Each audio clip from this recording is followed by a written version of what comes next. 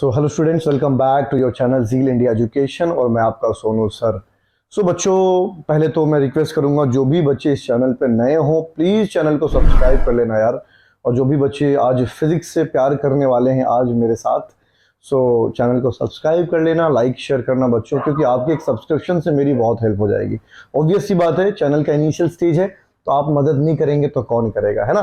सो channel को subscribe कर लेना ताकि फिजिक्स को आप अच्छे से पढ़ सको। लॉन्ग टाइम हमारे साथ चलना आप लोग, ताकि आपके लिए फिजिक्स को बहुत इजी करके मैं ला सकूं, बहुत आसान शब्दों में। सो physics is not a rocket science, आराम से समझिए कॉन्सेप्ट्स को, चीजें क्लियर हो जाएगी। सो आज हम लोग बात करने वाले हैं, इंपॉर्टेंट टॉपिक की बात करेंगे। आज का सीरीज क्लास 11th का है और unit in measurement chapter number 2 NCERT text book के इंपॉर्टेंट टॉपिक की बात करने वाले हैं हम लोग। डायमेंशनल एनालिसिस की बात करेंगे हम लोग, डायमेंशनल एनालिसिस। अब ये डायमेंशनल एनालिसिस क्या है, डायमेंशन क्या है, ध्यान से समझ लीजिए बच्चों। बेसिक सी बात यह है कि फिजिक्स में जितने भी डिराइव्ड फिजिकल क्वांटिटीज है उनको उनके बेस यूनिट के फॉर्म में लिखने के तरीके को ही डायमेंशनल फॉर्मूला कहा जाता है। डायमेंशनल फॉर्मूला और डायमेंशनल इक्वेशन बात एक ही है, समझ लीजिए आप लोग ध्यान से। आपने देखा होगा कि जो बेस यूनिट्स हैं फिजिक्स के अंदर 7 बेस यूनिट्स होते हैं, बेस यूनिट्स, ठीक है। जो बेस फंडामेंटल यूनिट्स है आपने देखा होगा, जैसे मैं यहां लिखता हूं डायमेंशन ऑफ लेंथ। लेंथ के लिए हम लोग यहां डायमेंशन को, उसके डायमेंशन को इस तरह से दिखाएंगे, ध्यान रखिएगा। बड़ा वाला ब्रैकेट यूज करेंगे और कैपिटल एल डायमेंशन के लिए, फाइन। सो किसी भी डिराइव्ड यूनिट के, डिराइव्ड फिजिकल क्वांटिटी के फॉर्मूले को उनके बेस डायमेंशन के फॉर्म में लिखने के तरीके को ही डायमेंशनल फॉर्मूला कहा जाता है। तो आप बेसिक पहले समझ लीजिए, मैं सातों यूनिट्स के बेस डायमेंशन को लिख देता हूं। डायमेंशन ऑफ मास की अगर मैं बात करूं बच्चों, तो इसके डायमेंशन को कैपिटल एम से दिखाएंगे, अगेन ब्रैकेट के अंदर, है ना, बिगर ब्रैकेट है ये, लार्जर ब्रैकेट। फिर उसके बाद आता है डायमेंशन ऑफ, मैं यूनिट की बात नहीं कर रहा हूं, मैं यहां पर डायमेंशन की बात कर रहा हूं, ठीक है। अगर यूनिट की आप बात करेंगे तो लेंथ का जो यूनिट होता है, मैं यहां यूनिट भी लिख देता हूं, ठीक है। यूनिट क्या होता है बच्चों, वो मीटर होगा लेंथ का। मास का यूनिट क्या होगा, किलोग्राम होता है, ठीक है। सेम इसी तरह डायमेंशन ऑफ जो टाइम होगा उसको कैपिटल टी से डिनोट करेंगे, और यहां क्या वर्ड आएगा, स्मॉल एस, सेकेंड के लिए, फाइन। चलें आगे। उसके बाद बात करेंगे हम लोग डायमेंशन ऑफ करंट, जिसको आप इलेक्ट्रिक करंट कहते हो। तो इसके डायमेंशन को एम्पियर, कैपिटल ए को ब्रैकेट में बंद कर दीजिएगा, और इसका यूनिट भी कैपिटल ए ही होता है, फाइन। चलें आगे। उसके बाद आता है बच्चों डायमेंशन ऑफ क्या, amount of substance, amount of क्या, सब्सटेंस, ठीक है। सो इसके डायमेंशन को ब्रैकेट के अंदर MOL से डिनोट करेंगे हम लोग, ठीक है। MOL, मोल। आप आगे कैलकुलेट करेंगे क्लास 11th के केमिस्ट्री में ही, मोल फ्रैक्शन, नॉर्मलिटी, मोलारिटी, तो वहां पे मोल टर्म को आप पढ़िएगा।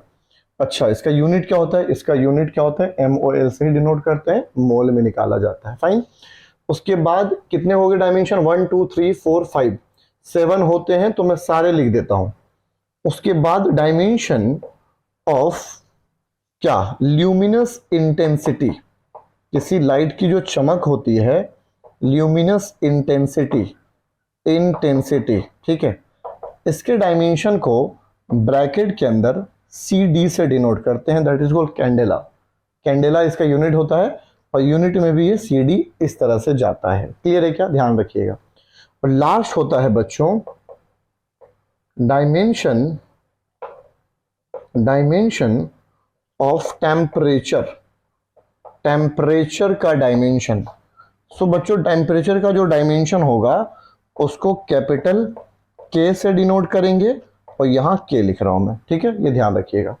तो ये 7 यूनिट्स मैंने लिख दिए हैं, बेस यूनिट्स ये सारे, ठीक है, ये इंपॉर्टेंट यूनिट्स होते हैं सारे। अच्छा, और ये यूनिट का डायमेंशन, डायमेंशन को लिखने का ये तरीका होता है अंडर ब्रैकेट आपको इन टर्म्स को यूज करना है। जिस डिराइव्ड यूनिट के अंदर केवल लेंथ होगा एल आएगा, मास और एल होगा तो एम एल आएगा, मास एल और टाइम की भी बात होगी वहां पर तो ये एम एल टी आएगा, एम्पियर आ गया करंट तो एम्पियर आ जाएगा। सो इन डायमेंशन को हम लोग यहाँ पर इसके ऑपरेशन करेंगे, बहुत सारे डिराइव्ड यूनिट्स के फिजिकल क्वांटिटीज के डायमेंशनल फॉर्मूले को भी निकालने की कोशिश करेंगे। सो मुझे उम्मीद है ये आपको क्लियर हो गया। इसको नोट डाउन कर लीजिए, जल्दी से वीडियो को पॉज करके फटाफट नोट डाउन कर लीजिए आप। इतने में डस्टर निकाल लेता हूं अपना।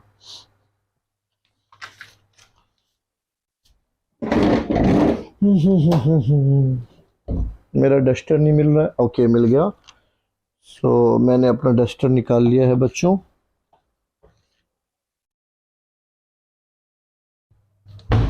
ठीक है, तो मुझे उम्मीद है ये बेस यूनिट क्लियर हो गया होगा आपको। ठीक है, अब मैं आपको कुछ डायमेंशनल फॉर्मूला निकाल के बताता हूं। ठीक है, सो ये ध्यान रखिएगा, लेंथ के लिए अंडर ब्रैकेट एल आएगा, मास के लिए एम, इस तरह से आपको लिखना है। मैं यहाँ पर इन यूनिट्स को मिटा देता हूं। ठीक है, और साइड में ही मैं आपको एक दो क्वेश्चन करके दिखाता हूं। ठीक है, सो डायमेंशनल फॉर्मूला कैसे निकालेंगे ध्यान से समझिए आप लोग। डायमेंशनल फॉर्मूले को निकालने के लिए पहले ये है क्या वो समझिए आप लोग।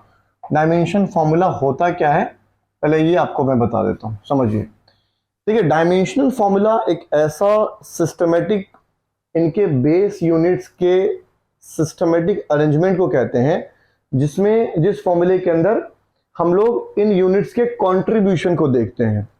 इनकी जो एक्सपोनेंट होगी, पावर होगी, जैसे फॉर एग्जांपल मैं पहले लिख के दे देता हूं, फोर्स का डायमेंशनल फॉर्मूला ऐसा होता है MLT-2, ये डायमेंशनल फॉर्मूला होता है फोर्स का।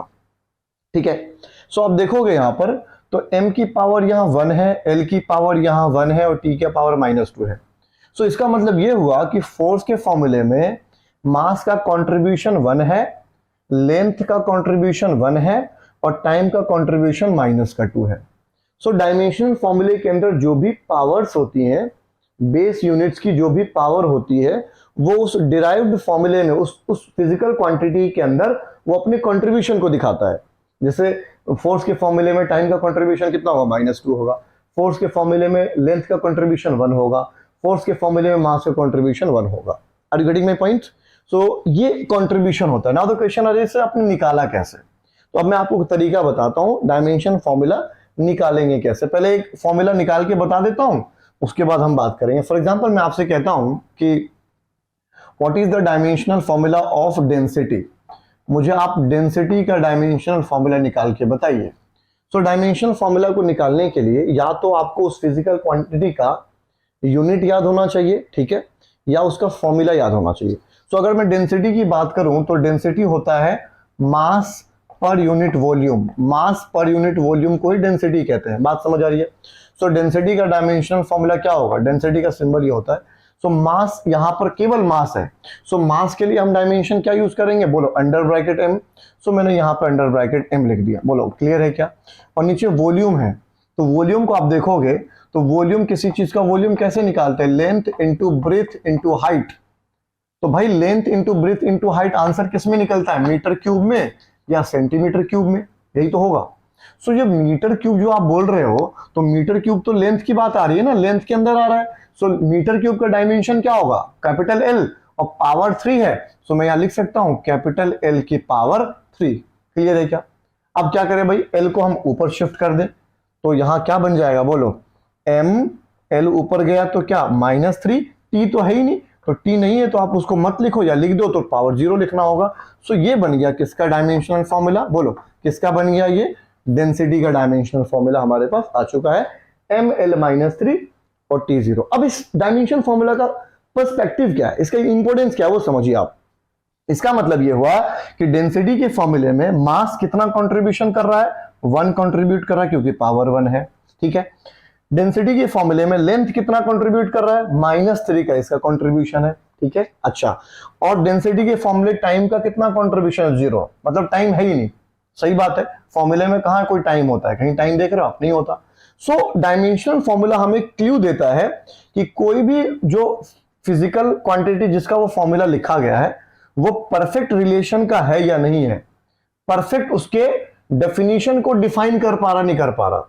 वो हमें डायमेंशनल फॉर्मूला बताएगा। हम आगे प्रूफ करेंगे, डायमेंशन एनालिसिस में ही पढ़ेंगे कि कोई भी डायमेंशनल फॉर्मूला किस तरह से फिजिकल क्वांटिटी के कैरेक्टर को बताता है। क्लियर है क्या? तो मुझे उम्मीद है ये आपको समझ आ गया होगा। बहुत सारे डायमेंशनल फॉर्मूला हम अभी फाइंड करेंगे, उससे पहले आपको कुछ टाइप्स बता देता हूं मैं, डायमेंशनल वेरिएबल और डायमेंशनल कांस्टेंट की। मुझे उम्मीद है आपने लिख लिया होगा, मैं इसको मिटा देता हूं बच्चों, ठीक है? चलिए, सो डायमेंशनल फॉर्मूला आपने निकाल लिया होगा। अब देखिए आप लोग ध्यान से, कुछ बातें समझिए आप लोग, कुछ चीजें यहां समझना है आप लोगों को। Types of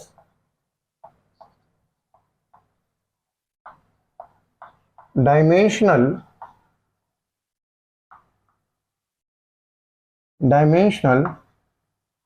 variable and constant, ठीक है? कुछ डायमेंशनल वेरिएबल है और कांस्टेंट है, उसको समझ लीजिए। मैं जल्दी जल्दी बता देता हूं। पहला, डायमेंशनल वेरिएबल किसे बोलते हैं? सो देखिए, डायमेंशनल वेरिएबल वो क्वांटिटी कहलाती हैं जिनका डायमेंशनल फॉर्मूला पॉसिबल है निकालना, और उनके डायमेंशनल जो वैल्यूज हैं, जैसे अगर मैं आपसे कहता हूं किसी चीज की वेलोसिटी, ठीक है? सो अगर कोई कार चल रही है तो कार की वेलोसिटी कभी क्या होगी, 40 मीटर पर सेकेंड, कभी 60 मीटर पर सेकेंड, तो उसकी वैल्यूज क्या है, बदल रही है ना मैग्नीट्यूड, लेकिन डायमेंशनल फॉर्मूला तो कुछ ना कुछ निकलेगा ही, वेलोसिटी का होता है। सो इस तरह की वेलोसिटी, इस तरह की चीज, फिजिकल क्वांटिटी जिनका मैग्नीट्यूड वेरिएबल हो और उनका डायमेंशनल फॉर्मूला निकालना भी पॉसिबल हो, है ना, इस तरह की चीजें कहलाती हैं क्या, डायमेंशनल वेरिएबल। जैसे मैं लिख देता हूं यहां पर, फोर्स, प्रेशर,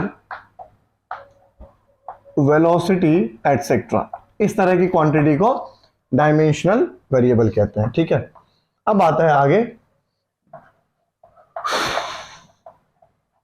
डायमेंशनल कांस्टेंट के बारे में बात कर लेते हैं, ठीक है? मैं एक वेरिएबल बताऊंगा, एक कांस्टेंट बताऊंगा। अब देखते हैं, अब ऐसी डायमेंशनल वैल्यूज, ऐसी फिजिकल क्वांटिटी जिसका डायमेंशनल फॉर्मूला निकाल सकते हैं हम लोग, लेकिन वो वैल्यूज कांस्टेंट है फिजिक्स के अंदर, ठीक है?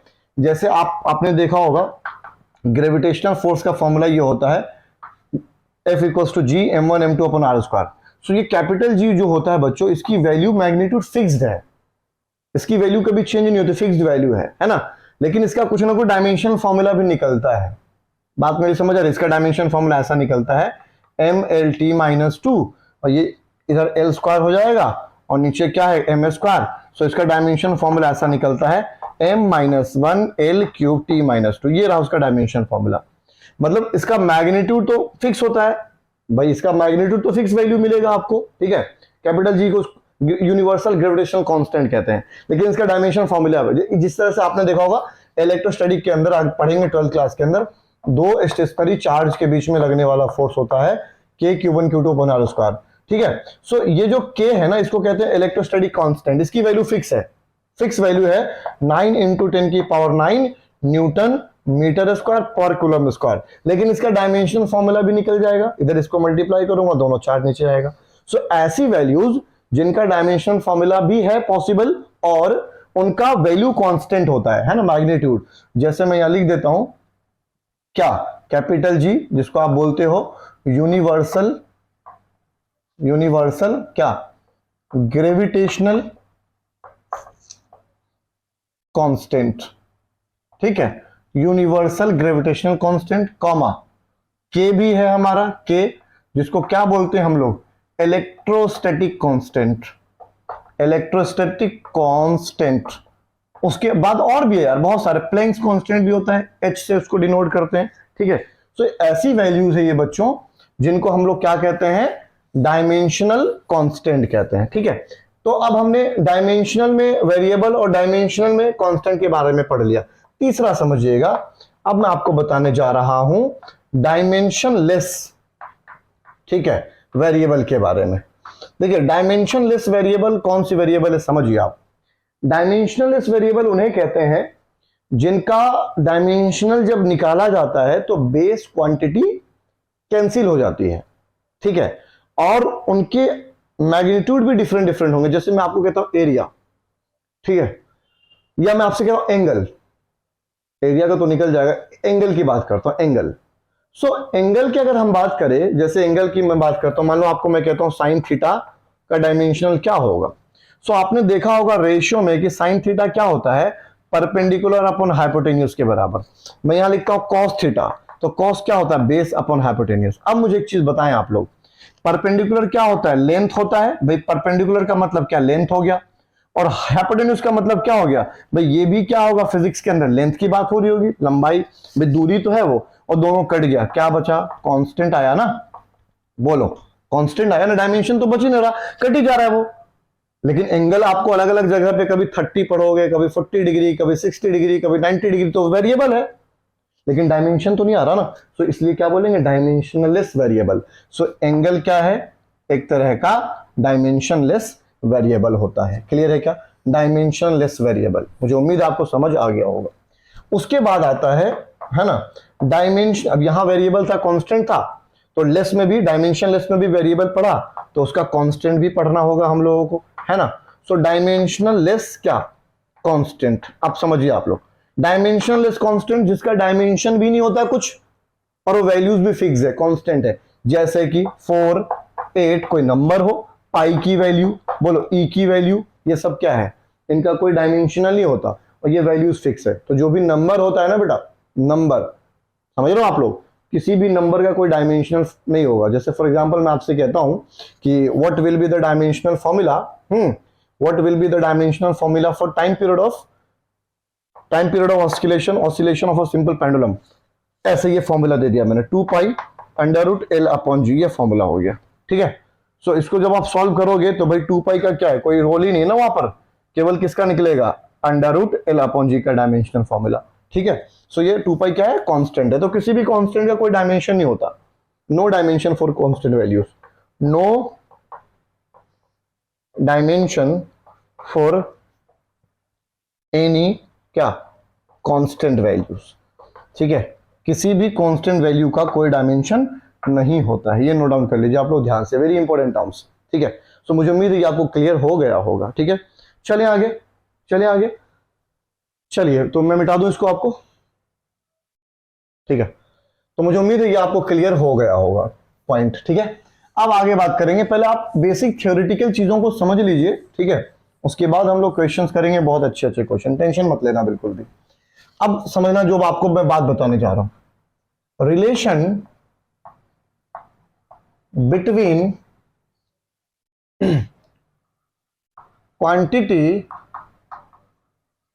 क्वांटिटी को मैं मैग्नीट्यूड भी लिख देता हूं, क्वांटिटी मतलब मात्रा, मतलब मैग्नीट्यूड, ठीक है। Relation between quantity, magnitude and unit. देखिए ध्यान से बच्चों समझना इस पॉइंट को, किसी भी फिजिकल क्वांटिटी, डिराइव्ड क्वांटिटी के मैग्नीट्यूड और यूनिट, मैग्नीट्यूड को मैं क्वांटिटी से डिनोट कर रहा हूं, ठीक है, या उसको हम देखोगे आप फिजिक्स के अंदर तो कई जगह क्यू से इसको डिनोट करते हैं इस वैल्यू को, या एन से भी लिखते हैं, स्मॉल एन। ये जो यहां मैं लिख रहा हूं बेटा, चलो यही लिख देता हूं मैं, क्वांटिटी जो होता है किसी भी फिजिकल क्वांटिटी का, है ना, या उसको मैं मैग्नीट्यूड बोल देता हूं। यहां दोबारा लिख रहा हूं बेटा जी, इसको हम लोग किससे डिनोट करते हैं, या तो कैपिटल क्यू से और स्मॉल एन से डिनोट करते हैं, फाइन, अच्छा जी। और यूनिट, किसी भी चीज की जो यूनिट होगी, जैसे मीटर, सेंटीमीटर, किलोग्राम, ग्राम, ठीक है, ये सब यूनिट कहलाता है, न्यूटन। सो यूनिट को हम लोग यू से डिनोट करेंगे, ठीक है। अब आप गौर से समझिए जो बात मैं बताने जा रहा हूं, किसी भी फिजिकल क्वांटिटी के यूनिट या मैग्नीट्यूड और उसके यूनिट, मतलब देखिए मैग्नीट्यूड वैल्यू है, जैसे फॉर एग्जांपल मैं आपसे कहता हूं कि a car is moving with 40 kilometre per hour. So अगर एक कार 40 किलोमीटर पर आवर से मूव कर रही है, माइक चल रहा है नहीं चल रहा, मैं जरा एक बार देख लूं, okay good. So sorry for disturbing you all, okay. So अगर मैं आपसे कहता हूं कि a car is moving with 40 kilometre per hour, so ये 40 जो वर्ड यहां पर है वो क्या, मैग्नीट्यूड है, वैल्यू की बात कर रहा हूं, कितनी स्पीड है उसकी, मतलब स्पीड का मैग्नीट्यूड क्या है, 40 किलोमीटर पर आवर, 40 वर्ड हो गया क्वांटिटी, ठीक है। मैं आपसे कहता हूं कि in a copper wire 4 ampere of current is flowing. So 4 क्या है यहां पर, मैग्नीट्यूड हो गया, और एम्पियर जो बोल रहा हूं वो यूनिट है। क्लियर है क्या? नाउ द क्वेश्चन अराइजेस कि इन दोनों का, ठीक है, इन दोनों का क्या रिलेशन है। तो ध्यान से समझिए बच्चों, ध्यान से बेटा जी। क्वांटिटी जो होता है, मैं ब्रैकेट में एन लिख के चल रहा हूं, ठीक है, वो इनवर्सली प्रोपोर्शन होता है यू के। इस चीज को आप समझिए अच्छे से। क्वांटिटी जो होगा, फिजिकल क्वांटिटी जो भी होगा, उसकी क्वांटिटी यानी मैग्नीट्यूड वो यूनिट के इनवर्सली होगा। अब इसका मतलब क्या वो समझिए आप। मतलब ये हुआ कि अगर यूनिट हायर होगा, हायर यूनिट अगर कहीं होगा, हायर यूनिट बेटा, ठीक है, तो इसका लोअर मैग्नीट्यूड होगा, लोअर नंबर इन मैग्नीट्यूड। मैं आपको ये चीज समझाता हूं, टेंशन मत लेना, पहले इसको समझ लीजिए आप लोग। अच्छा, और अगर लोअर यूनिट है, ठीक है, so higher number in magnitude होगा, मैग्नीट्यूड के अंदर हायर नंबर इन मैग्नीट्यूड होगा। अब ये क्या है, फंडा क्या वो समझिए आप। जैसे मैं आपसे कहता हूं कि दिल्ली से, ठीक है, चंडीगढ़ की डिस्टेंस क्या है, दिल्ली से चंडीगढ़ की डिस्टेंस क्या है। तो आप मुझे जवाब दीजिएगा कि सर दिल्ली से चंडीगढ़ जो है ना वो 70 किलोमीटर है, मान लो, है नहीं बेटा, I don't know the approximate distance, मेरे को नहीं पता, मैं लगभग मान रहा हूं, ठीक है। तो दिल्ली से चंडीगढ़, आप लोग गए Chandigarh is one of the cleanest city of India, है ना। 3 सिटी है जो बहुत साफ है, सूरत, चंडीगढ़ और कौन है दूसरा, इंदौर। या इन तीनों में सूरत नहीं, सूरत नहीं है, मैसूर है वो, कर्नाटक के अंदर।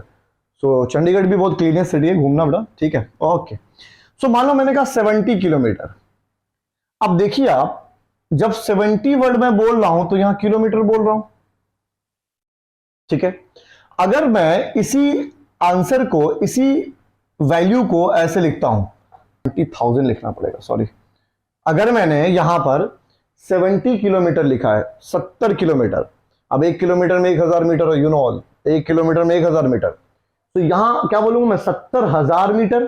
तो आप मुझे बताइए कि जब यहां यूनिट बड़ा, अब मीटर और किलोमीटर में पावरफुल कौन है, किलोमीटर बड़ा वैल्यू है, सो जब किलोमीटर यहां बोल रहा हूं तो वैल्यू में छोटा ले रहा हूं। मतलब आपने देखा कि अगर हाई लोअर नंबर है मैग्नीट्यूड का, लोअर नंबर इन मैग्नीट्यूड, तो यूनिट क्या आ रहा है, हायर आ रहा है। लेकिन अगर मैं 70,000 बोल रहा हूं, 70,000 मीटर, तो जब यहां 70,000 बोल रहा हूं, हायर नंबर इन मैग्नीट्यूड, तो यूनिट क्या आ रहा है, छोटा आ रहा है। तो आप ये समझ सकते हो ना कि अगर यूनिट यहां ग्रेटर होगा तो वैल्यू स्मॉलर होगा, और यूनिट यहां स्मॉलर होगा तो वैल्यू ग्रेटर होगा। क्लियर है क्या? सो इन दोनों का इनवर्स रिलेशन है। अब समझिए, जब इन दोनों का इनवर्स रिलेशन हो गया, सो मैं इनको ऐसे लिख सकता हूं, मैं इधर कर रहा हूं बेटा, इसको मैं पूरी तरह पैक करना चाहता हूं यहां, ठीक है। सो इन दोनों का रिलेशन क्या हो सकता है, मैं लिख सकता हूं Q into U equals to क्या हो गया, कांस्टेंट। बोलो भाई, अगर ये इनवर्सली रिलेशन है तो कांस्टेंट हो गया। सो दो फिजिकल क्वांटिटी पे अगर मैं इस फॉर्मूले को रख दूं तो क्या बनेगा, Q1 U1 equals to Q2 U2। ये फॉर्मूला एक बनता है। Q को अगर N से रिप्लेस करोगे, क्योंकि अलग अलग बुक्स के अंदर आपको N मिलेगा, सो N1 U1 equals to N2 U2। अब मुझे भी N लेके पढ़ाने में अच्छा लगता है, क्योंकि N से ना साफ साफ दिख जाता है नंबर की बात हो रही है, मैग्नीट्यूड की बात हो रही है। सो देखो, दो, अगर मान लो कि ये मीटर में है यूनिट, ठीक है, और 4 मीटर है, और तुम उसको सेंटीमीटर में निकालना चाहते हो तो कितना सेंटीमीटर होगा। So you can change the unit, you can convert the unit. आप यूनिट कन्वर्जन करके उसकी मैग्नीट्यूड को निकाल सकते हो इस फॉर्मूले का इस्तेमाल करके। बात मेरी समझ आ रही है? So this is very important formula, लिख लीजिए N1 U1 equals to N2 U2। इसका मैं 1-2 क्वेश्चन कराऊंगा अभी फर्दर, उसके बाद ओके। सो अब यहां पे हम लोग क्या करेंगे, कुछ फिजिकल क्वांटिटीज मैंने लिखे हैं, ठीक है। अब ये देखिए, यूनिवर्सल ग्रेविटेशनल कांस्टेंट भी मैंने डाल दिया है। सो ये क्या डायमेंशनल कांस्टेंट है ये। सो इसका भी हम लोग डायमेंशन फॉर्मूला फाइंड करेंगे। एक और कांस्टेंट है प्लैंक्स कांस्टेंट। सो मैंने यहाँ पे 5 फिजिकल वैल्यूज लिखे हैं, है ना, इनके डायमेंशन फॉर्मूले को निकालना है। टेंशन मत लेना बिल्कुल भी। आइए सबसे पहले प्रेशर की बात कर लेते हैं बच्चों। सो प्रेशर के डायमेंशन फॉर्मूला को निकालने के लिए सबसे पहले प्रेशर का फॉर्मूला देखेंगे। तो प्रेशर का फॉर्मूला होता है force upon area. Force applied per unit area is called pressure. So force का डायमेंशन फॉर्मूला क्या होता है, mLT-2। अब आप बोलोगे सर फोर्स का कैसे निकाला आपने, तो मैं यहाँ लिख देता हूं यार, देखो कैसे निकाला मैंने। फोर्स होता है मास इंटू एक्सेलरेशन, बोलो क्लियर है क्या, मास इंटू एक्सेलरेशन, ठीक है। अच्छा जी, सो मास का डायमेंशन फॉर्मूला तो हम जानते हैं कैपिटल एम आ जाएगा बेस यूनिट। अब है एक्सेलरेशन, अब तुम बोलोगे सर एक्सेलरेशन भी नहीं पता मुझे, एक्सेलरेशन का भी निकाल के दिखाइए पहले। सो एक्सेलरेशन क्या होता है बेटा, चेंज इन वेलोसिटी का रेट होता है, rate of change in velocity. So अगर वेलोसिटी ऊपर है बेटा तो क्या है, मीटर पर सेकंड में आएगा, क्लियर है क्या। अच्छा, और नीचे टाइम है तो टाइम का मतलब क्या, पहले से सेकंड में है ये, क्लियर है क्या। सो एक्सेलरेशन का यूनिट क्या निकल के आता है, मीटर सेकंड इंटू सेकंड क्या आएगा, पर सेकंड स्क्वायर, ठीक है। सो यहाँ डायमेंशन एक्सेलरेशन क्या निकलेगा, कैपिटल मास है ये तो कैपिटल एम आ गया, पर हटा दोगे या माइनस आ जाएगा, और सेकंड है तो टाइम है, तो ये होता है किसका, एक्सेलरेशन का डायमेंशनल फॉर्मूला। सो यहां मास क्या हो गया, एम हो गया, और एक्सेलरेशन क्या है,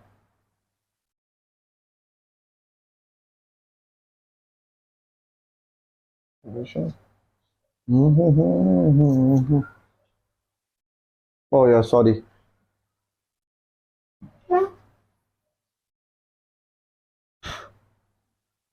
ठीक है। सो आप बोलोगे यहाँ पे मास है, यहां पर मास है तो मास का डायमेंशन हो गया क्या, एम हो गया, लेकिन एक्सेलरेशन आपको परेशान कर रहा है, एक्सेलरेशन का डायमेंशनल फॉर्मूला नहीं मालूम। सो एक्सेलरेशन का आपके पास फॉर्मूला है, एक्सेलरेशन क्या होता है, चेंज इन वेलोसिटी का रेट होता है, rate of change in velocity. जब किसी भी वैल्यू को टाइम से डिवाइड करोगे बेटा तो रेट कहलाता है, रेट ऑफ चेंज है वो वेलोसिटी का, तो rate of change in velocity क्या निकलेगा, वेलोसिटी का होता है मीटर पर सेकेंड, और नीचे टाइम है तो ये भी सेकेंड आ गया। सो एक्सेलरेशन का डायमेंशन यूनिट क्या बनेगा भाई, बोलो मीटर पर सेकेंड स्क्वायर, मीटर है बेटा ये मीटर है, तो मीटर का मतलब क्या हो जाएगा, डायमेंशन में एल आ जाएगा, पर हटाओगे इस पे माइनस आ जाएगा, और सेकेंड है तो सेकेंड का मतलब टाइम हो गया, LT-2। इस वैल्यू को यहां डाल दीजिए, LT-2।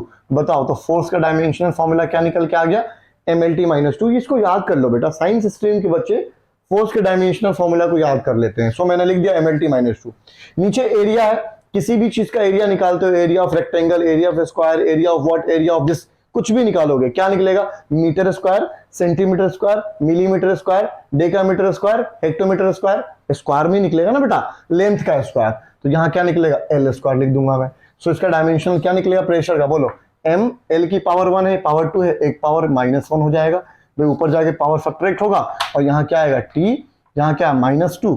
सो ये बन गया, ये हो गया किसका, प्रेशर का डायमेंशनल फॉर्मूला। चौक टूट रहा है यार, बहुत ही कमजोर चौक है। सो होपफुली आपको प्रेशर का डायमेंशनल फॉर्मूला निकालना आ गया होगा, मैं यहां पे करता रहूंगा, आप लोग समझते रहना आप लोग, ठीक है। चलिए अब आते वर्क डन, वर्क डन का डायमेंशन फॉर्मूला निकालते हैं वर्क का। सो बेटा समझिएगा, यहां देखिएगा, तो वर्क क्या होता है, वर्क होता है फोर्स इंटू डिस्प्लेसमेंट। कुछ याद आया आपको, एफ कॉस थीटा होता है वर्क का फॉर्मूला, बट कॉस थीटा क्या होता है, डायमेंशनल है क्योंकि एंगल है ये। सो इसका क्या निकलेगा डायमेंशन, फोर्स क्या होता है, mLT-2, जस्ट अभी हमने निकाला ऊपर, ठीक है, ये रहा फोर्स का। अच्छा, और एस का मतलब क्या, डिस्प्लेसमेंट, डिस्प्लेसमेंट मतलब लेंथ। सो वर्क डन का क्या निकलेगा, under bracket m l into L, L square T minus का 2। This is the dimensional formula for work done. क्या निकलेगा, m l square T minus का 2। This is the dimensional formula for work. मैं चौक ले लूं, सबसे इंपॉर्टेंट पार्ट ये होगा इस वीडियो का कि डायमेंशनल जो यूनिट कन्वर्जन सबसे इंपॉर्टेंट होगा, ठीक है। एमकेएस से सीजीएस में कैसे निकालोगे आप, सीजीएस से एमकेएस में, ठीक है, डायमेंशनल को यूज करके। अब है universal gravitational constant. So universal gravitational constant आता कहां है, तो ग्रेविटेशनल फोर्स जब आप पढ़ेंगे, ठीक है, और मुझे उम्मीद है आप इस 11th क्लास में अच्छे से पढ़ेंगे, 9th में भी पढ़ा होगा आपने। सो कैपिटल जी होता है gravitational constant. So capital G को अगर मैं अकेला करूंगा तो क्या निकल के आएगा बेटा, बोलो अकेला क्या निकल के आएगा, फोर्स, नीचे से आर उधर शिफ्ट हो गया, और नीचे कौन आएगा, बोलो m1 इंटू m2। क्लियर है क्या। सो यहां से कैपिटल जी की वैल्यू क्या आएगी, फोर्स क्या है, mLT-2, और ये आर स्क्वायर है तो आर स्क्वायर का मतलब एल स्क्वायर, नीचे m इंटू एम है तो मास का स्क्वायर हो जाएगा भाई, m इंटू एम क्या है, मास का स्क्वायर हो गया। सो यहाँ डायमेंशन फॉर्मूला जी का क्या निकल के आएगा, m यहाँ पावर 2 है, ऊपर 1 है, एक और घट जाएगा, क्या आ गया m-1, L into L square क्या आएगा, एल क्यूब, और टी की पावर -2। सो ये डायमेंशन फॉर्मूला किसका होता है, ये डायमेंशन फॉर्मूला ब्रैकेट के अंदर किसका होगा, m की पावर m की पावर क्या, m-1 क्या, L3t-2। This is the dimensional formula for what, universal gravitational constant. ठीक है जी, चलिए आगे। अब आते हैं बात स्ट्रेस की, बात कर लेते हैं। स्ट्रेस क्या होता है? स्ट्रेस का फॉर्मूला होता है बच्चों, मैं यहाँ पे आपको बहुत अच्छे से समझाने की कोशिश करूंगा। मैं चौक बदल लो यार जल्दी से, ठीक है। एक तरह का ये भी प्रेशर होता है, सो फोर्स अपॉन एरिया, ये भी इसका फॉर्मूला सेम होता है प्रेशर की तरह।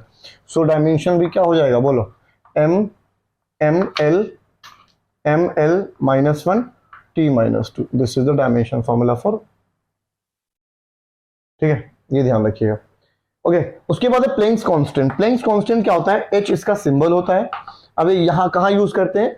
प्लैंक्स कांस्टेंट होता है बेटा फोटोनिक एनर्जी, जो सनलाइट की एनर्जी होती है किसी मेटेलिक बॉडी पे, जब सनलाइट गिरती है फोटोन, तो उसके पास जो एनर्जी होती है, एनर्जी वो h न्यू के बराबर होती है। न्यू क्या होता है बच्चों? फ्रीक्वेंसी होता है, ठीक है। और h क्या होता है? Planck's constant. और E क्या है? एनर्जी। एनर्जी का मतलब क्या? Work done. सिंपल सी बात है भाई। एनर्जी का मतलब क्या? कितनी सारी चौक टूट गई यार। हाँ, तो यहां पर अगर मैं प्लैंक्स कांस्टेंट लिखूंगा तो क्या होगा? E अपॉन न्यू, ठीक है। सो E का मतलब क्या? एनर्जी। एनर्जी भाई वर्क डन भी जूल में निकलता है, एनर्जी भी जूल में। सो वर्क डन का हमारे पास पहले से डायमेंशनल फॉर्मूला यहां पर ये रहा। सो मैं यहां पे H को निकालने के लिए, H के लिए फॉर्मूला क्या लिखूंगा? E अपॉन न्यू, ठीक है। सो E क्या है बेटा बोलो? E क्या है? जो वर्क डन है, ml²t-2। और न्यू मतलब क्या? फ्रीक्वेंसी। और आपको मालूम होना चाहिए बच्चों कि जो फ्रीक्वेंसी होता है किसी भी चीज का, वो फ्रीक्वेंसी क्या होता है? टाइम का रेसिप्रोकल होता है ना। सो अगर मैं यहाँ पे टाइम 1/t नीचे है तो इसका क्या निकलेगा? डायमेंशन t का इनवर्स। सो इसका डायमेंशन फॉर्मूला क्या होगा? t का इनवर्स फ्रीक्वेंसी का, ठीक है। सो यहाँ क्या निकलेगा बोलो? m निकल गया, l² है और t-2 है, और ये माइनस का 1 ऊपर जाके सब्ट्रैक्ट होगा, ठीक है। तो सब्ट्रैक्ट होके एडिशन हो जाएगा, और यहाँ t की पावर कितनी आ जाएगी बोलो? -1 पावर आ जाएगी। और यही होता है किसका बेटा? प्लैंक्स कांस्टेंट का dimensional formula. So this is the dimensional formula for Planck's constant, ठीक है। सो मुझे उम्मीद है कि आपको प्लैंक्स कांस्टेंट का डायमेंशनल फॉर्मूला निकालना आ गया होगा, ठीक है। चले आगे। अब हम बात करेंगे यूनिट कन्वर्जन का। जल्दी से इसको नोट डाउन कर लीजिए, छोटे से मिटा दें, ठीक है। सो अब हम लोग बात करेंगे कि डायमेंशनल कॉन्सेप्ट को यूज करके वन सिस्टम ऑफ यूनिट को अदर सिस्टम में कैसे कन्वर्ट करेंगे। मतलब एमकेएस से सीजीएस, सीजीएस से एमकेएस। लिखिए, देखिएगा, conversion of one system of unit into क्या? Other system. ध्यान से देखना इस बात को बेटा। Conversion of one system of unit into other system, ठीक है। कैसे कन्वर्जन किया जाएगा? अब इस चीज को समझने के लिए आपको दो चीजों का ख्याल रखना है। पहली चीज तो एक ये क्या है वो समझिए आप। फॉर एग्जाम्पल, मैं आपसे कहता हूं कि कोई कार 6 मीटर पर सेकेंड से मूव कर रही है, ठीक है। तो बताइए कि कार को सेंटीमीटर पर सेकेंड में कितना होगा उसका स्पीड। ये क्वेश्चन, छोटे से क्वेश्चन से हम पूछ लेते हैं आपसे। भाई 6 मीटर पर सेकेंड है, तो सेंटीमीटर पर सेकेंड में कितना उसका होगा मैग्नीट्यूड, ठीक है। सो एक सिस्टम ऑफ यूनिट को आप दूसरे में ही तो कन्वर्ट करना चाह रहे हो। So this is called conversion of one system of unit into other system, ठीक है। अब आप देख रहे हो मीटर पर सेकेंड है, तो ऑब्वियस सी बात है ये एमकेएस सिस्टम है, और ये कौन सा सिस्टम है बोलो? सीजीएस है, क्योंकि सेंटीमीटर पर सेकेंड आ रहा है। सीजीएस में क्या होता है? लेंथ के लिए सेंटीमीटर है ना, और ये ग्राम होता है मास के लिए, और टाइम के लिए सेकेंड होता है। सो यही तो कर रहे हैं हम लोग यार। तो अब ये करना सिखाता हूं आप लोगों को। जो छोटे से क्वेश्चन हम शुरू करते हैं, ठीक है। यही क्वेश्चन मैं आपसे देता हूं कि 6 मीटर पर सेकेंड जो है कितना सेंटीमीटर पर सेकेंड होगा। सो आप देखिए, समझना ध्यान से बेटा। जो भी फिजिकल क्वांटिटी होगा, गौर से सुनिएगा आप, जो भी फिजिकल क्वांटिटी दिया होगा आपको, ठीक है, उसके अंदर से मैग्नीट्यूड निकाल लीजिए, उसको n1 नाम दे दीजिए। तो n1 कितना? 6 है, ठीक है जी। अच्छा जी, अच्छा u की अगर हम बात करें, u क्या है? u क्या है? यूनिट है। यूनिट क्या है? मीटर पर सेकेंड। सो आपको क्या करना है, इसको U1 बोलना है। और मीटर पर सेकंड क्या होता है बोलो, अगर इसका डायमेंशन निकालोगे तो क्या निकलेगा, m का मतलब है मीटर, तो मीटर का मतलब क्या आएगा, लेंथ आएगा, ठीक है। पर का मतलब इसके ऊपर पावर लगा दीजिए 1, तो यहां पर क्या निकल के आएगा बोलो, यहां क्या है, ये s का मतलब क्या, सेकंड है ना, और पावर लगाओगे तो क्या, माइनस का 1। और m नहीं है, m नहीं है तो इसके अंदर m लिख के आप इसके ऊपर 0 लगा दीजिए। सो ये रहा डायमेंशनल किसका वैल्यू, किसका, जो भी फर्स्ट में दिया हुआ है उसका वैल्यू, ठीक है। अब आपसे पूछा जा रहा है कि ये सेंटीमीटर पर सेकंड में कितना होगा, how much will be the magnitude, मतलब कुल मिला के आपसे क्या पूछा जा रहा है, n2 की वैल्यू पूछी जा रही है। अच्छा जी, और यहां पे U2 क्या है, U2 यहां भी सेंटीमीटर है, देख रहे हो आप, यहां क्या है, सेंटीमीटर है। बात मेरी समझ आ रही कि नहीं आ रही है? अच्छा जी, तो जब ये सेंटीमीटर है बच्चों, सेंटीमीटर गौर से समझिएगा इस चीज को आप लोग, ठीक है, इसको ध्यान से समझते रहिएगा आप लोग। सेंटीमीटर है तो अगेन ये भी क्या होगा, L होगा, ठीक है। पर सेकेंड तो T माइनस का 1 होगा, ठीक है। और M यहां पर नहीं है तो M क्या होगा, 0 होगा। इतनी बात आपको समझ आ गई।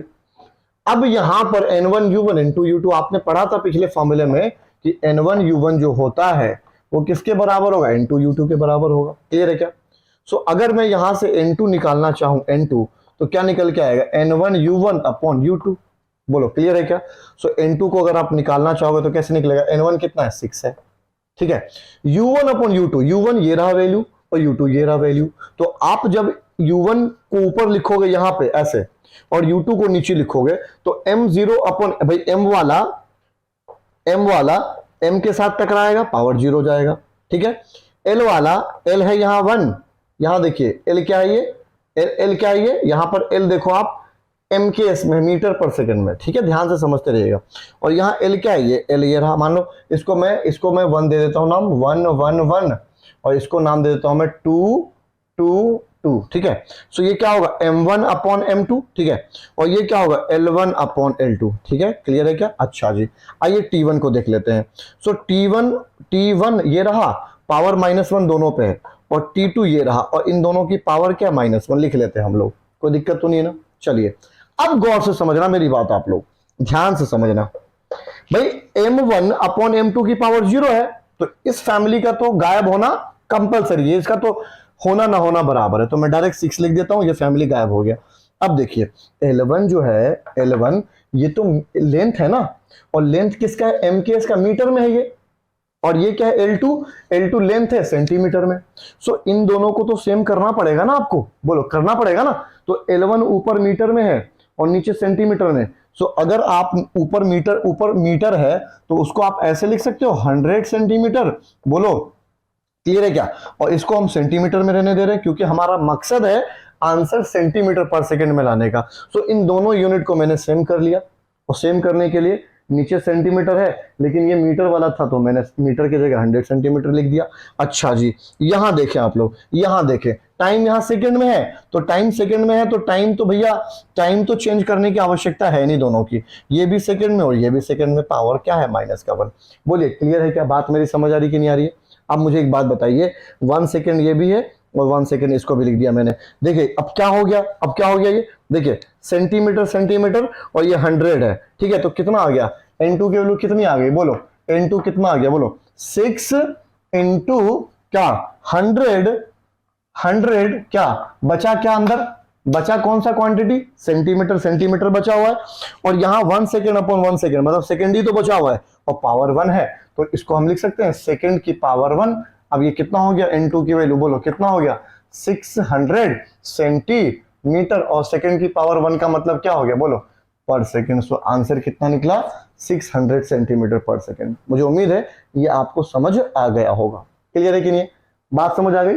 सो ये कन्वर्जन है मीटर पर सेकंड से मैंने सेंटीमीटर। वैसे भी 1 मीटर में 100 सेंटीमीटर होता है, तो 6 मीटर में कितना होगा, 600, तो वही तो आ रहा है, करेक्ट आ रहा है आंसर हमारा, ठीक है। इस छोटे से क्वेश्चन को लिख लीजिए, आगे हम लोग करेंगे अच्छे क्वेश्चन। सो आपने देखा एक चीज यहां पर कि लास्ट में जो है ना, यहां लास्ट में आप देख रहे हो, लास्ट में क्या है, वैल्यूज मास वाला मास के साथ डिवाइड होगा, L वाला L के साथ, और यहां T वाला T के साथ। इसको नोट डाउन किया, आपको ये क्लियर हो गया होगा। चलिए 1-2 क्वेश्चंस और करेंगे, और मैं आपको इस फॉर्मूले को शॉर्ट में लिखने की कोशिश करता हूं। क्या करना है आपको, ध्यान से समझिएगा बच्चों। देखिए सबसे पहले फर्स्ट पॉइंट क्या करना है आपको कि जो भी वैल्यू दिया जाएगा आपको, हाँ, जैसे फॉर एग्जांपल कि मैं आपसे कहता हूं कि 1 जूल को ठीक है, 1 जूल कितने अर्ग के बराबर होगा, ठीक है बच्चों। तो ध्यान से समझिए आप लोग, जूल जो आंसर होता है वो किसका होता है, वर्क डन का यूनिट होता है, और जूल किस फॉर्म में आता है, एमकेएस यूनिट में आता है, ठीक है। और अर्ग जो है ये भी वर्क डन का ही एक यूनिट है, लेकिन ये किस में आता है, सीजीएस में आता है, ठीक है। मैंने आपको क्या बोला, 1 जूल को अर्ग, हाउ मच अर्ग will be in 1 joule, 1 joule में कितना अर्ग होगा, ये मेरा क्वेश्चन है। तो आपको इनडायरेक्टली मैं क्या बोल रहा हूं, एमकेएस से सीजीएस में जाने के लिए। तो सबसे पहले काम क्या करना है, सबसे पहला काम यह होगा कि जो भी वैल्यू दी गई, जैसे यहां 1 जूल है, तो जूल किसका होता है, किस फिजिकल क्वांटिटी का यूनिट है, ऑब्वियस सी बात है वर्क डन का है। सो सबसे पहले उसका डायमेंशनल फॉर्मूला आपको निकालना है। सो सबसे पहले हम लोग फर्स्ट काम क्या करेंगे, डायमेंशनल फॉर्मूला। सो डायमेंशनल फॉर्मूला क्या होता है, ml² t-2, ये होता है वर्क डन का डायमेंशनल फॉर्मूला। क्लियर है क्या। अब आपको क्या करना है, इसके अंदर जो m की पावर होती है बेटा उसको a मान लेना है। अब यहाँ पे a कितना b है, l की पावर जो होगी वो b होगी, उसको 2 मान लेना है। और टाइम जो होगा, टाइम की जो पावर होगी t की पावर, उसको c मान लेना है। सो m1 हो गया, l2 हो गया, और c की वैल्यू कितनी आ गई, -2। ये काम आपको सबसे पहले करना है। अब मैं आपसे क्या बोल रहा हूं, 1 जूल को अर्ग में चेंज करिए, ठीक है। सो आपको यहां पे n भी मिल चुका है, u1 n1, और यूनिट क्या है, ये u1 है, ठीक है। कितना अर्ग ये आपको बताना है, आपको n2 निकालना है, किसमें, अर्ग में, मतलब सीजीएस में, ठीक है क्या। सो कुछ नहीं करना आपको, n1 इंटू u1 क्या है, जूल है, तो जूल का डायमेंशन फॉर्मूला क्या होगा, वर्क डन का। इसको ऐसे लिखना है, m की पावर a, l², l की पावर b, और t जो होगा t की पावर c। और ये बात पहले की हो रही u1 की, तो इन सब पे u1 1 1 लगा देना है, ठीक है।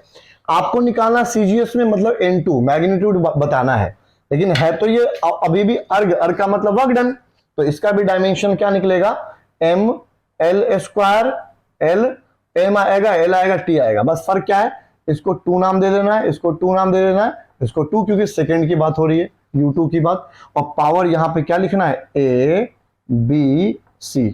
अब देखिए, आप शॉर्ट में बताता हूं आपको, इस फॉर्मूले को याद कर लीजिए आप लोग, ठीक है। अब ये भाई आप देखो ना, आप वर्क डन का a कितना है, 1 है, b कितना है, 2 है, और c कितना है, -2, क्योंकि आप डायमेंशन निकाल के उसको लिख लेना, वही लास्ट में पुट किया जाएगा। आपको n2 निकालना है, तो n2 इक्वल्स टू कितना आएगा, देखिए आप लोग ध्यान से, n1, और इस डायमेंशन के नीचे ये वाला डायमेंशनल फॉर्मूला आ जाएगा। सो क्या बन जाएगा, देख रहे हो आप लोग, अंडर ब्रैकेट m1 को एक तरफ ले लीजिए, m1 अपॉन m2, बच्चों बोलो कि पावर a होगी, यहां पर देखिए आप लोग L1 अपॉन क्या, L2 की पावर b होगी। क्लियर है क्या। अब देखिए यहां पर आप लोग T1 अपॉन T2 की पावर क्या होगी, c होगी। This is the shortcut formula to convert the one system of unit into other system. कितना आसान है वो समझिए आप लोग। मैं क्वेश्चन करा के दिखाता हूं, इसी क्वेश्चन को हम लोग कर लेते हैं, चलिए। सो इस क्वेश्चन को देखो आप लोग। सो 1 जूल इज हाउ मच अर्ग। सो जूल किसका होता है डायमेंशन, वर्क डन का। भाई जूल को आप देखोगे तो इसका मतलब यहां पे किसका डायमेंशन निकाला जा रहा है, वर्क डन का। तो वर्क डन का डायमेंशन फॉर्मूला मैंने लिख दिया, m l2 t-2। तो m की पावर a होती है 1, l की पावर b होगी 2, और t की पावर c होगी -2, वो भी मैंने लिख लिया, ठीक है। अब देखो आप लोग, m1 l1 t1 ये mks यूनिट है, और m2 l2 l2 ये अर्ग है, मतलब cgs है। सो चेंज कर दिए इन वैल्यूज को। चलिए n2, n1 कितना है भाई, n1 नंबर मैग्नीट्यूड कितना पहले का 1 है, तो यहां 1 लिख दिया मैंने। आगे देखिए आप लोग, m1 अपॉन m2, यहां देखें आप लोग, यहां देखें m1 ये mks में है, बोलो मास, mks का मतलब मास क्या होगा, किलोग्राम, ठीक। और ये क्या ग्राम है, और डायमेंशन के अंदर भी 1 आ रहा है, मतलब हमें मास को बचाना है। सो जब ये इसमें किलोग्राम में है और ये ग्राम में है, और आपको सीजीएस में चेंज करना है, तो किलोग्राम को ग्राम में करना पड़ेगा ना। सो 1 किलोग्राम यहां पर होगा, तो इसको क्या लिख सकता हूं मैं, 1000 ग्राम, और नीचे भी क्या हो गया, ये तो ग्राम में है, ये सीजीएस है, बोलो क्लियर क्या। अच्छा, और ये पावर ए है, ए मास का पावर कितना है 1 है, ये 1 लिख दिया मैंने यहाँ पर, ध्यान से समझते रहना आप लोग। उसके बाद देखिए लेंथ की बात हो रही है, तो लेंथ आप देखोगे यहां पर, लेंथ ये किसका यूनिट है, बोलो किसका है, एमकेएस, और एमकेएस में लेंथ होता है मीटर में, और पावर यहां पे लेंथ की 2 है, तो हमें उसको बचाना भी है, मतलब ये जीरो नहीं हो सकता कभी भी, क्योंकि यहां पर जीरो के अलावा दूसरा वैल्यू आ रहा है। तो ये क्या है बेटा, मीटर में, और नीचे क्या है L2 सेंटीमीटर में। तो भैया जब मीटर में ऊपर वाला है 1 मीटर में 100 सेंटीमीटर, ठीक है, तो यहां पर मुझे 100 सेंटीमीटर लिखना पड़ेगा, और नीचे तो सेंटीमीटर है ही है, और यहां पावर कितना है लेंथ का 2 है, बी की पावर, तो मैंने 2 लिख दिया। बोलो कोई दिक्कत है क्या? टाइम देखें, अब आप लोग टाइम देखें, चाहे आप एमकेएस ले लो, यहां भी सेकंड होता है और यहां भी सेकंड होता है, तो सेकंड सेकंड तो कैंसिल हो गया यार, सेकंड और सेकंड, और पावर क्या है इसमें दोनों का, माइनस का 2 है, ठीक है जी। बोलो क्लियर है क्या? हमें तो मैग्नीट्यूड निकालने से मतलब है। सो मैग्नीट्यूड देखिए कितना होगा, ग्राम से ग्राम कैंसिल हो गया, ठीक है, सेंटीमीटर से सेंटीमीटर खत्म हो गया, आप मैं लिख देता हूं ना, ये ग्राम से, ये सीजीएस में ग्राम से ग्राम काट दो, सेंटीमीटर सेंटीमीटर, इससे ये कट गया, ठीक है जी। तो कितना आ गया बताइए, N2 की वैल्यू कितनी आ गई, कितनी आ गई, यहाँ 1000 है कि पावर 1, ठीक है, तो 1000 का मतलब 10 की पावर 3, यहाँ क्या 100, 100 का 100 भाई 100 का मतलब 10 का स्क्वायर, और 10 का स्क्वायर का स्क्वायर, यहाँ 10 का स्क्वायर उसका भी स्क्वायर, तो 10 की पावर कितनी आ गई 4 आ गई, और ये किस में निकल गया, सीजीएस में हो चुका है सारा, तो N2 की वैल्यू कितनी आ गई, N2 कितना आ गया, यहाँ लिख देता हूं बच्चों, यहाँ पे देखिए आप लोग, तो N2 कितना आ गया, बोलो 10 की पावर 3, 10 की पावर कितना आ गया, 10 की पावर 7, और इस सब को हम सीजीएस में चेंज कर चुके हैं, और सीजीएस में क्या कहलाएगा, अर्ग कहलाएगा। तो क्या निकल के आ गया, देखिए N2 बराबर कितना होगा, 10 की पावर 7 अर्ग। पता क्या चला कि 1 जूल जो होगा वो 10 की पावर 7 अर्ग के बराबर होता है। ये हमने एक सिस्टम से, 10 की पावर 7 है बेटा, एक सिस्टम से दूसरे सिस्टम में कन्वर्ट कर दिया। सो यही तो आपको निकालने के लिए बोला गया था। सो मुझे उम्मीद है कि आपको कन्वर्जन तो अब समझ आ गया होगा। एक क्वेश्चन देता हूं, how much dyne will be in 1 newton, 1 newton कितने डाइन के बराबर, इसको नोट डाउन कर लीजिए वीडियो पॉज करके। ओके, सो अब मैं क्वेश्चन आपको दे रहा हूं, 1 न्यूटन, ठीक है, कितने डाइन के बराबर होगा। अब देखिए बेटा, न्यूटन जो होता है वो एमकेएस यूनिट होता है, एसआई यूनिट किसका, ये ढूंढना है किसका, फोर्स का। तो फोर्स का डायमेंशनल फॉर्मूला सबसे पहले हमने ढूंढ लिया, mLT-2 होता है। ए कितना निकलेगा, यहाँ पे 1 है, बी कितना निकलेगा, एल की पावर ये भी 1 है, सी कितना निकलेगा, टी की पावर ये क्या -2, ए बी सी भी हमने निकाल लिया, और हमारे पास शॉर्ट ट्रिक ये रहा फॉर्मूला, ठीक है। और डाइन क्या होता है बेटा जी, डाइन ये होता है सीजीएस यूनिट, ठीक है। आपको इस फॉर्मूले को लगाना है और यूनिट्स यहाँ पे सेम कर देनी है सीजीएस में, आंसर तुम्हारा निकल के आ जाएगा, ठीक है। क्लियर है क्या? तो मुझे उम्मीद है कि आपको ये कन्वर्जन समझ आ गया होगा, ठीक है। अब हम लोग करते हैं यहाँ पर डायमेंशनल एनालिसिस, कि आपको जो भी फिजिक्स के अंदर फॉर्मूला दिया जाएगा, आपको उसको चेक करना है कि डायमेंशनली वो फॉर्मूला करेक्ट है या नहीं है। एक छोटे से क्वेश्चन करके देखते हैं, ठीक है। पूरे को रफ कर देता हूं, ये आपको समझ आ गया होगा मुझे उम्मीद है, ठीक है। चलिए अब देखिएगा ध्यान से, dimensional analysis to check the correctness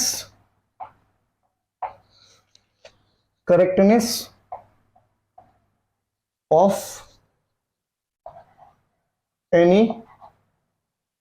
derived क्या फिजिकल क्वांटिटी, ठीक है।